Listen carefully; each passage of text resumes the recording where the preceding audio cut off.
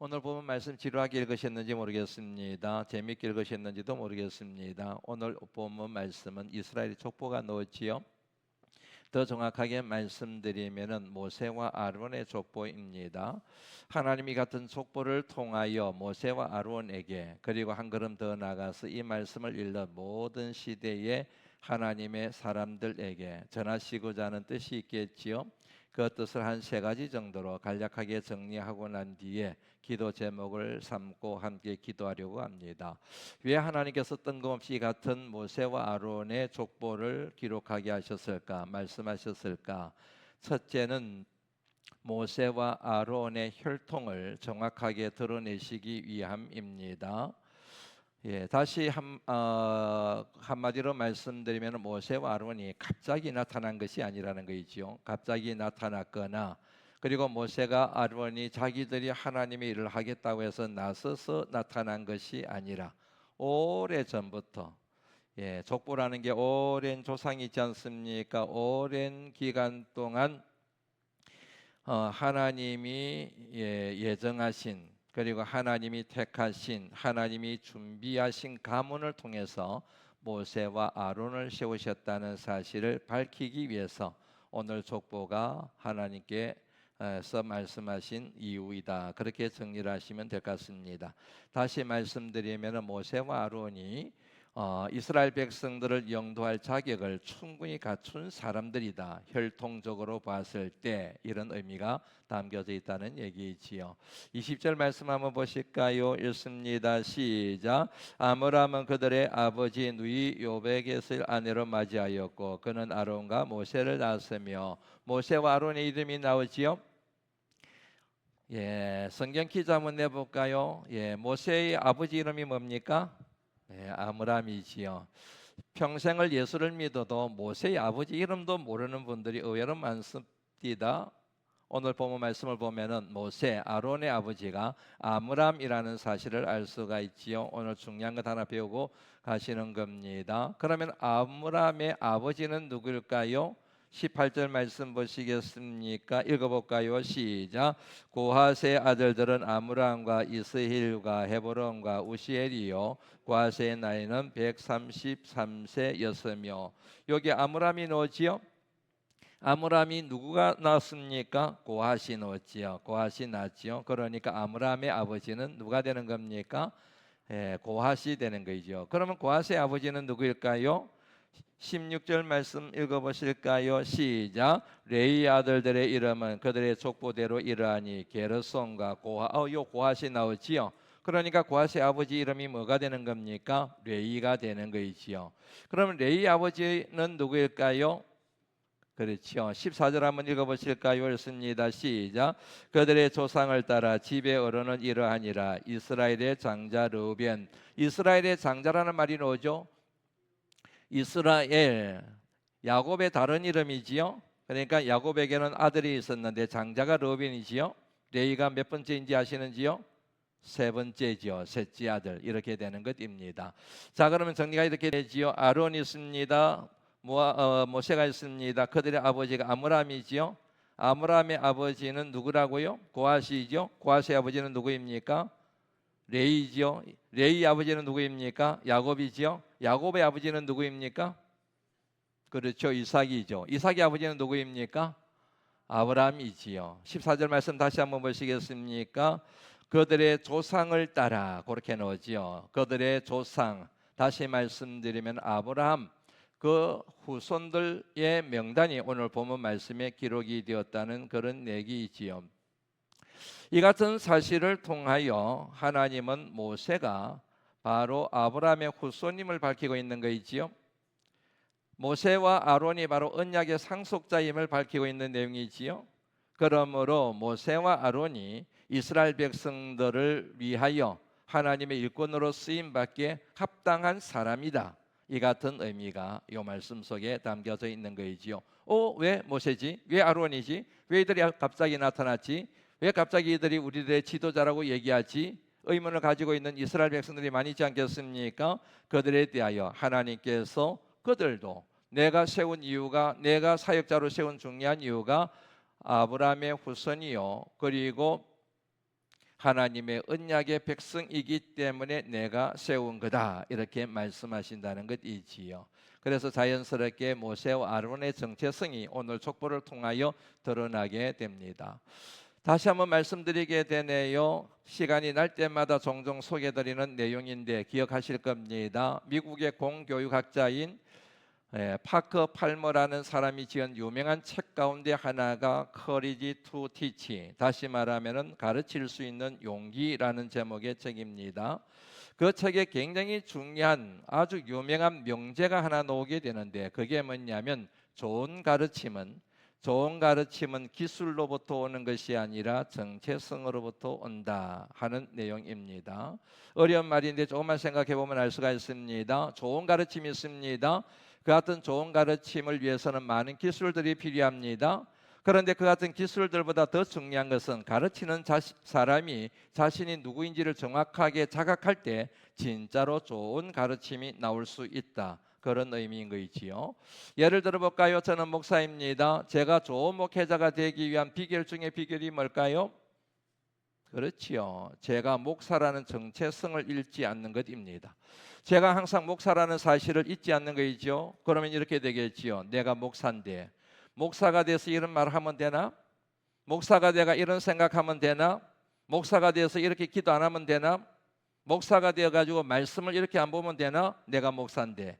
그러니까 내가 목사라고 하는 정체성, 이것을 깊게 자각하면 자각할수록 목사다운 생각을 하게 되고 목사다운 말을 하게 되고 목사다운 행동을 하게 되고 목사다운 선택과 결정을 하면서 살아가게 되겠지요. 그는 여러분 장로님들도 마찬가지입니다. 좋은 장로님이 되기 위한 비결, 2주 연속 걸쳐서 우리 교회 장로님들 칭찬하면서 장로님들이 정말 어떤 분이 되어야 될지에 대해서 설교 시간에 제가 주일마다 말씀을 드린 것 같아요. 좋은 장로님이 되기 위한 비결도 마찬가지지요. 내가 그래도 장로인데, 내가 바람반석교회 장로인데, 내가 장로라고 하는 정체성 이해가 그분으로 하여금 좋은 장로가 되도록 만드는 동력이 되고 방향을 제시하게 되는 거이지요. 내가 장로가 돼가지고 이렇게 기도하면 안 되나?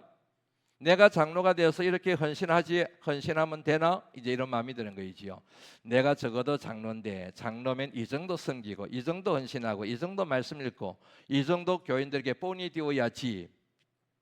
그건 안수 집사님들도 마찬가지입니다. 그래도 내가 대바라만석교회 안수 집사인데, 그래도 내가 바라만석교회 권사인데, 그래도 내가 우리 바라만석교회 교사인데, 내가 그래도 우리 바람반석교회 찬양팀 멤버인데, 내가 그래도 그리스도인인데 그리스도인으로서 이런 생각하면 안 되지, 이런 말하면 안 되지, 이렇게 욕심부리면 안 되지, 이런 식으로 인생을 살면 안 되지. 내가 그리스도인답게, 목사답게, 장로답게, 안수집사답게, 권사답게 살아야지. 자신의 정체성 이해가 좋은 신앙생활, 좋은 사람이 되고 좋은 성도가 되고 좋은 항존이 되는 굉장히 중요한 동력이 됨을 이 내용을 통하여 알 수가 있는 것이지요. 그래서 여러분 아시는 것처럼 모세와 아론, 특별히 모세가 이 사명을 맡는 것에 대하여 극도로 두려워하고 있지 않았습니까? 그래서 하나님께서 그에게 정체성을 심어줌으로 해서 그 같은 정체성으로 그의 모든 두려움을 극복하게 만드시는 그런 의도가 족보를 말씀하신 이 말씀 속에 담겨져 있다는 얘기입니다.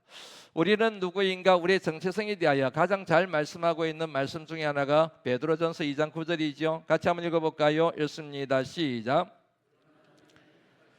족속이요 왕같은 제사장들이요 거룩한 나라요 그의 소유가 된 백성이니 믿으시면 아멘하시죠. 우리의 정체성이 여기에 잘 언급이 되어져 있죠. 이 같은 사람으로 삼으신 이유가 어디 있습니까? 이는 붙어 있습니다. 시작.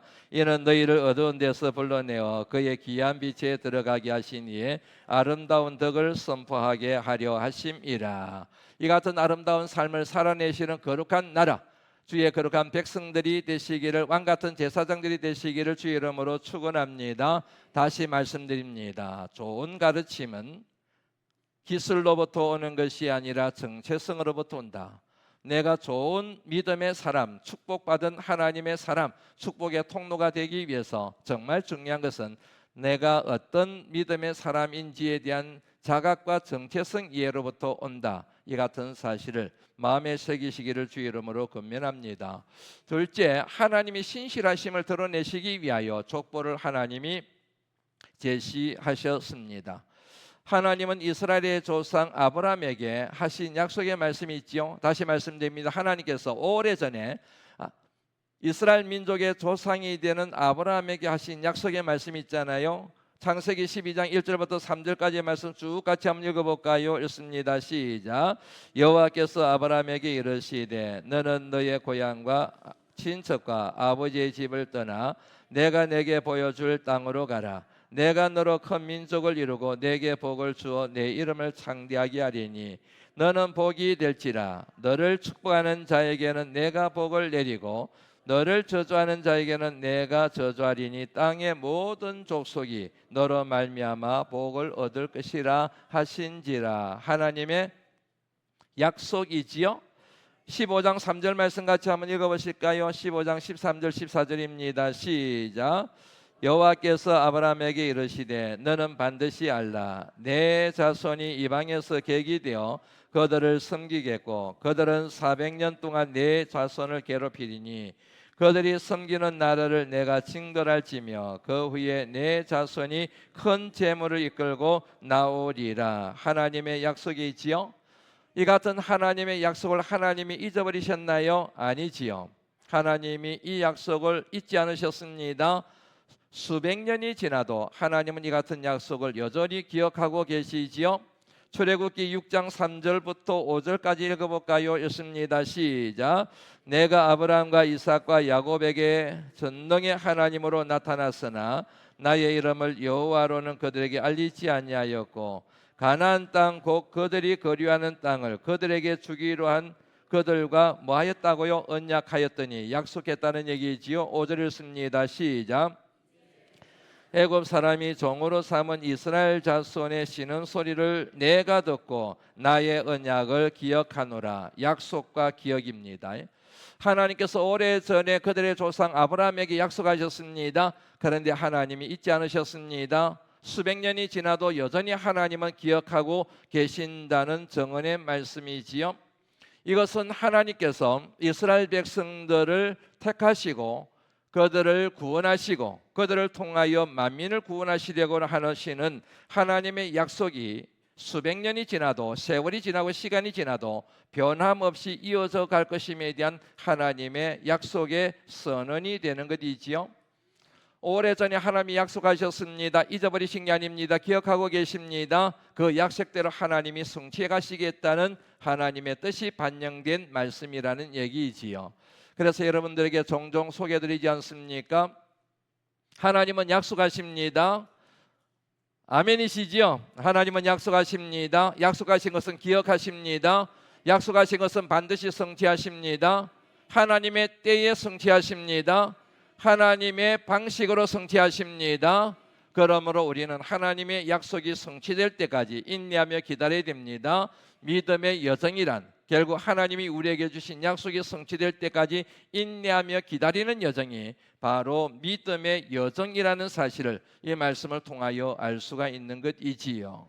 하나님께서 분명히 여러분들에게 약속하신 것이 있을 거예요. 5년 전에 10년 전에 30년 전에 약속하신 것이 있으실 텐데 그것이 반드시 하나님의 때에 하나님의 방식대로 성취될 줄 믿습니다. 좌절하지 마시고 절망하지 마시고 하나님의 때를 인내하며 기다리시는 신실한 믿음의 종들이 되시기를 주의 이름으로 권면합니다. 셋째, 이 같은 사실은 두려움에 휩싸여 있는 모세에게 특별히 큰 위로가 되었습니다. 다시 말씀드립니다. 이 같은 족보를 통하여 하나님이 주시는 메시지는 두려움에 휩싸여 있는, 그래서 할 수만 있으면 이 사명을 감당하기를 원치 않는 모세에게 크나큰 위로가 되었습니다. 잘 아시는 것처럼 이미 살펴봤던 것처럼 모세가 하나님의 뜻에 따라 바로를 찾아가서 하나님의 뜻을 전했지요. 그러자 모세가 강력하게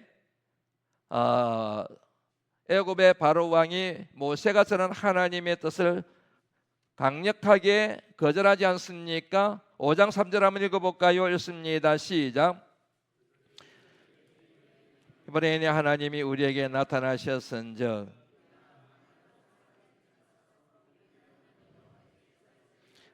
제가 잘못 읽어드렸네요. 2절 말씀입니다. 시작.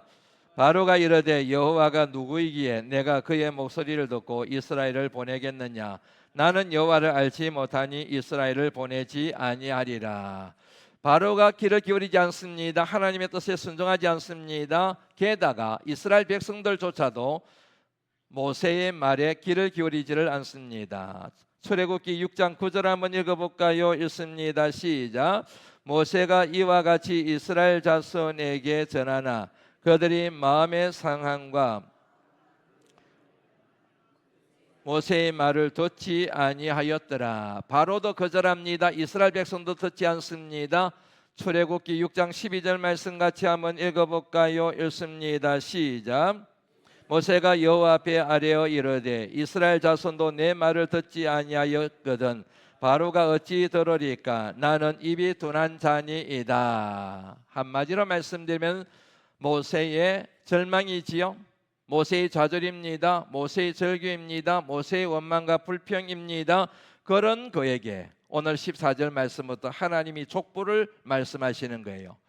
이 같은 족보를 말씀하심으로 하나님이 약속하신 것은 하나님의 때에 반드시 이루실 것임에 대한 선언일 뿐만 아니라 하나님이 바로 역사의 주인이심을 하나님이 상기시키고 있는 것이지요.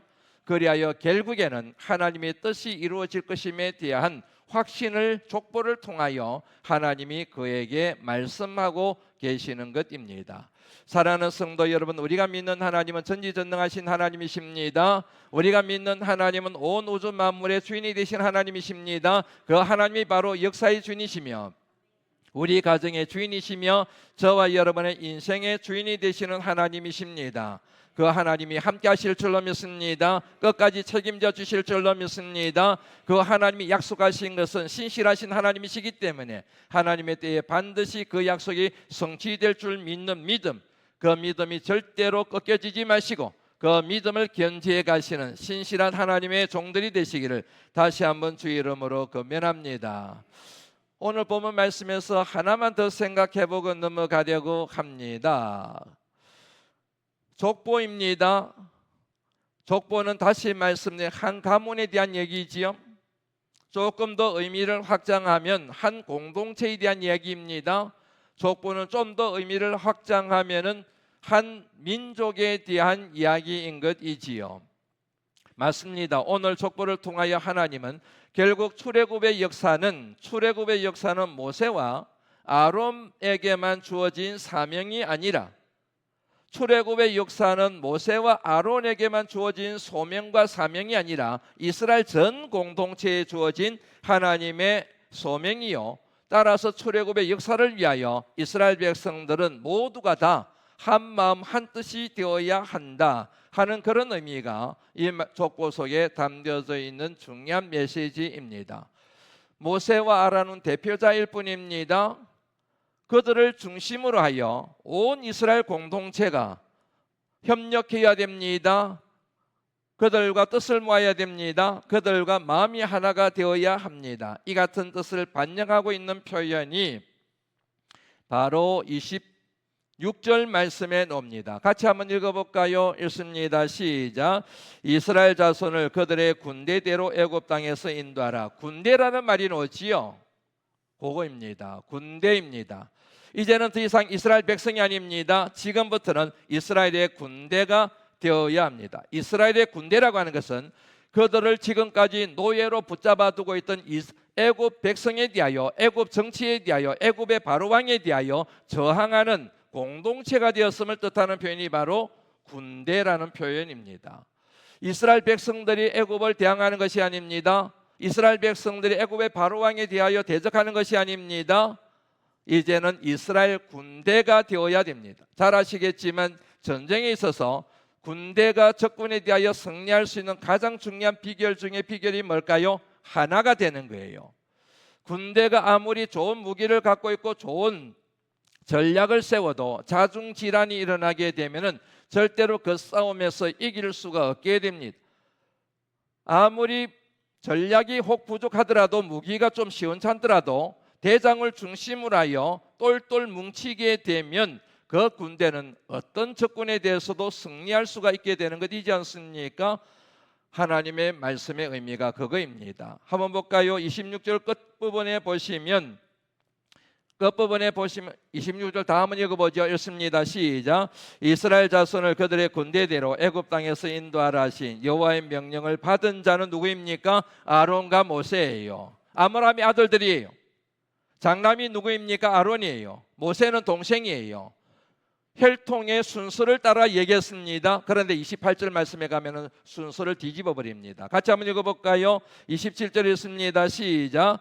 애굽 왕 바로에게 이스라엘 자손을 애굽에서 내보내라 말한 사람도 모세와 아론이었더라. 26절 말씀에서는 아론과 모세 혈통의 순서를 따라 말했지만, 그러나 27절 말씀에서는 이제 하나님의 군대, 이스라엘 군대를 리드해 가야 될 하나님이 세우신 새로운 질서를 말씀하시게 되는데, 동생인 모세가 리더십을 가져야 되고 아론은 그를 보조하고 협력자가 되어야 된다. 그 내용이 바로 7장으로 이제 이어지게 되는 겁니다.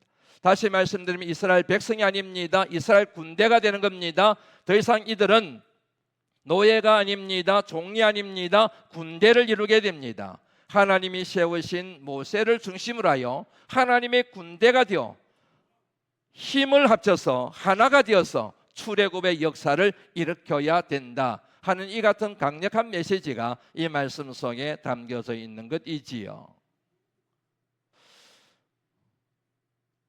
9월 5일 오전 10시부터 오후 4시까지 선교 바자회가 있습니다. 제일 앞장서서 좋은 의미에서 대장 역할을 하고 있는 분이 차여숙 전도사님입니다.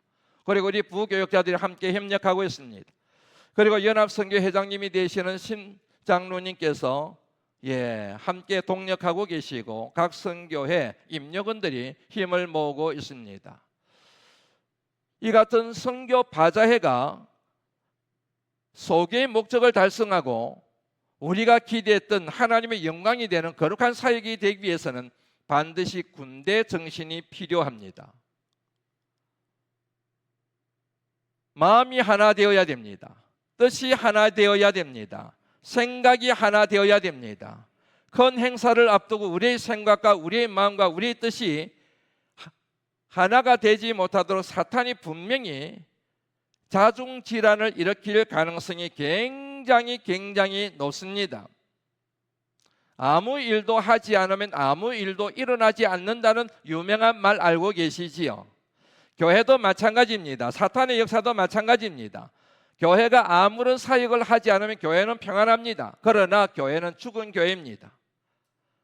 구더기 무서워서 장 못 담거나 하는 옛 선조들의 말이 있는 것처럼 일을 하면 할수록 문제가 생기지만, 그럼에도 불구하고 하나님이 하라고 명하신 사명을 감당해 갈 때에 그 교회는 거룩한 사역의 근육이 형성되게 되고 놀라운 사명을 감당하는 하나님의 군대로 거듭나게 될 줄로 믿습니다. 이때 중요한 것이 군대를 이루는 겁니다. 하나가 되는 거예요. 마음과 뜻이 하나가 되는 것입니다. 그리할 때 출애굽의 역사가 우리 바람반석 교회 안에도 일어나게 될 줄로 믿습니다. 기대해 주시기 바랍니다.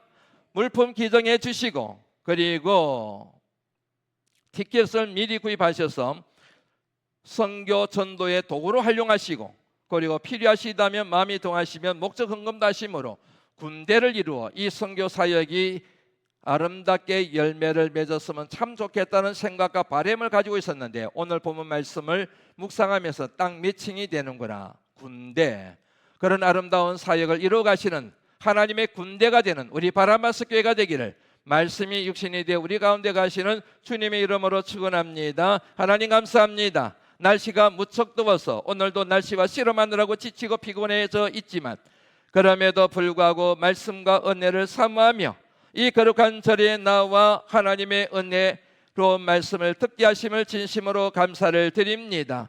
오늘 주신 말씀이 우리의 심령에 깊게 새겨져 우리로 하여금 정말로 신실하고 정직한 믿음의 영성을 가진 믿음의 여정이 되는 재료들이 되게 주님이여 역사하여 주시옵소서. 하나님, 이 시간 기도하기를 원합니다. 기도하기를 원하는 심령 가운데, 우리 심령 가운데 성령을 부어 주옵소서. 이 자리가 마가의 다락방이 되기를 원합니다. 성령의 불이 떨어지기를 원합니다. 우리 가운데 성령의 표적이 나타나기를 간절히 빌고 소망합니다. 이 자리가 있는 줄 알면서도 오지 못한 사람들, 하나님, 이 자리에 얼마든지 나올 수 있음에도 불구하고 이 자리의 가치를 인정하지 못하고 체험하지 못한 모든 사람들을 부끄럽게 만드는 그런 간증이 넘쳐나는 기도 현장이 되게 주님이여 역사하여 주옵소서. 예수님 거룩하신 이름으로 간절히 축복하며 기도드리옵나이다. 아멘.